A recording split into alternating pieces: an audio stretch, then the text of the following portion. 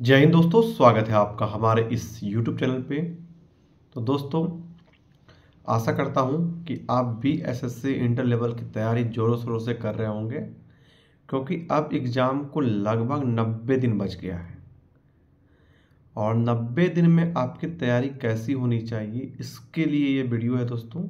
यदि आप हमारे चैनल पे नए हैं तो इसे सब्सक्राइब कर दीजिएगा, दोस्तों में शेयर कर दीजिएगा, ताकि BSSC इंटर लेवल में उन्हें सफलता प्राप्त हो सके। तो दोस्तों, बात करते हैं क्या मार्च में, यानी जो कुछ दिन पहले अखबार में आपने देखा होगा कि मार्च में एग्ज़ाम ले लिया जाएगा, इसकी कितनी गारंटी है। देखिए, BSSC आयोग जो है अब डिले नहीं करने वाली है, और पेपर में छपने के बाद 100% ये चांस नहीं होता कि उस डेट में एग्ज़ाम ले ले।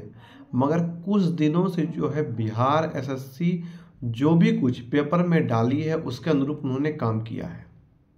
तो इससे तो एक बात क्लियर है कि कोई कुछ भी कहे, कहीं का भी वीडियो या कोई भी दोस्त या कोई भी सोर्स आपको बोले कि मार्च में एग्ज़ाम नहीं लेगा, तो इस बात को आपको मानना नहीं है। अपना जो कट ऑफ डेट है दोस्तों, वो आप मार्च को ही लेके चलिए, उसके बाद अच्छे से तैयारी कीजिए। मैं पहले भी बोलता हूं और अब भी बोलता हूं कि 3 तरह के जो है स्टूडेंट इस एग्ज़ाम में बैठेंगे। वो जो कि पहले जॉब कर रहे हैं, दूसरा वो जिनको की तैयारी बहुत अच्छे से हो गई है मगर किसी न किसी वजह से जो है दोस्तों उनका सिलेक्शन नहीं हो पाता है किसी चीज़ में, और तीसरा वो जो कि नए नए इंटर किए हुए हैं, अभी उनका 18 साल पूरा और वो इस एग्ज़ाम को भर दी है। ये 3 तरह के कैटेगरी है। तो जॉब वाले तो सिर्फ मुझे लगता है सिर्फ जीके, जीएस और करंट अफेयर्स पे ही ध्यान देंगे, क्योंकि मैथ और रीजनिंग इसका उतना हार्ड आता नहीं है, और आता भी है तो यदि आप सेट लगाते हो तो उससे वो उनका कवर हो जाएगा। और बात कहूँ जो जिनकी की तैयारी बहुत अच्छे से हो गई है बट कहीं जॉब नहीं लग पा रहा है, उनका जो है जीके जीएस में पकड़ होना बहुत ही ज़्यादा ज़रूरी हो गया है, क्योंकि जीके जीएस से ही जो है आप दूसरे को पीछे कर सकते हैं। तो मैं आपको सलाह देना चाहूँगा कि इस वर्ष की, यानी हर एक जो ईयरली जो मैगजीन निकलता है करंट अफेयर्स का, चाहे वो आपका स्पीडी पब्लिकेशन का हो या आपका एडुटेरिया का हो या जो भी पब्लिकेशन आप पसंद करते हैं, ईयरली आप ले लीजिए। क्योंकि करंट अफेयर्स ऐसा जरूरी नहीं है कि पिछले 1 साल तक का ही पूछेगा, उसके पहले तक का भी पूछ सकता है आयोग।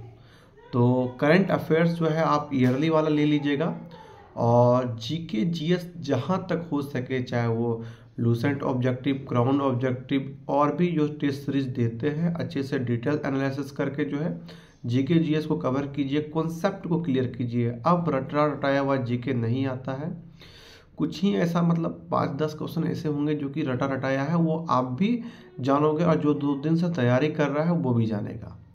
और जहाँ पे वो फंसेंगे वो है कॉन्सेप्ट वाला क्वेश्चन, जहाँ की आपको अच्छे से बुक पढ़े हो, यानी आप एनसीईआरटी पढ़े हो या आप वहीं से क्लास किए हो, तो जहाँ से कॉन्सेप्ट क्लियर करने वाला जो जीके जीएस है उसको आप अच्छे से तैयारी करो।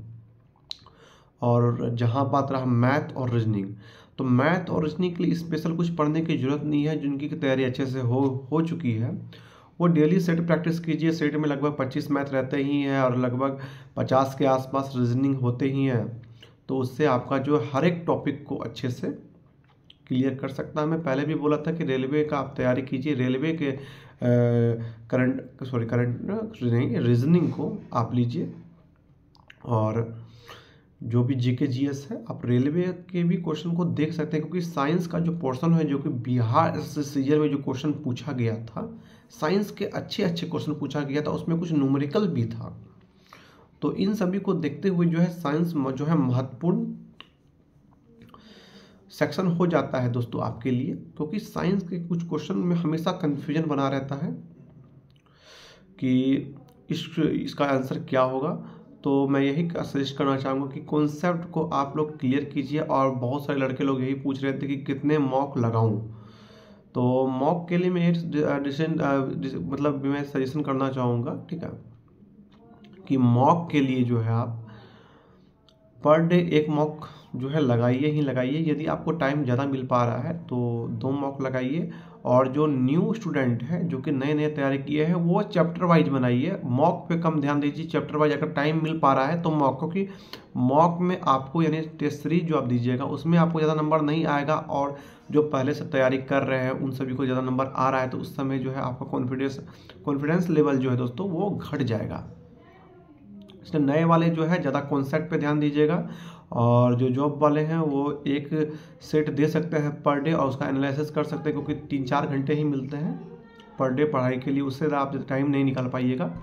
और जिनको कि लगभग अच्छे तैयारी है, टाइम भी है, तो वो लगभग 2 सेट आप लगा सकते हैं पर डे, और उनके साथ जो है चैप्टर वाइज जीके जीएस को आप लोग तैयारी करते रहिए। बार बार पॉलिटी का क्वेश्चन बहुत ही ज़्यादा कन्फ्यूजनेबल रहता है, तो पॉलिटी से को आप अच्छे से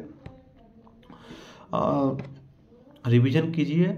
ज्योग्राफी में आपका जो है अफवाह तंत्र, यानी कि जो नदी, ये नदी कहाँ से निकलती है, कौन अरब सागर में गिरती है, प्रायद्वीपीय नदी, हिमालयी नदी, उसकी सहायक नदी, इन सभी के बारे में जानिए। और अपने आस पड़ोस जितने भी राज्य हैं, सॉरी जितने भी देश हैं, उनका क्या करेंसी है, उनकी क्या राजधानी है, इन सभी से 2 क्वेश्चन तो जरूर ही जरूर आपको मिलेगा। और ऐसे ऐसा देश का नाम पूछा जाएगा जो कि आप पहली बार सुने होंगे।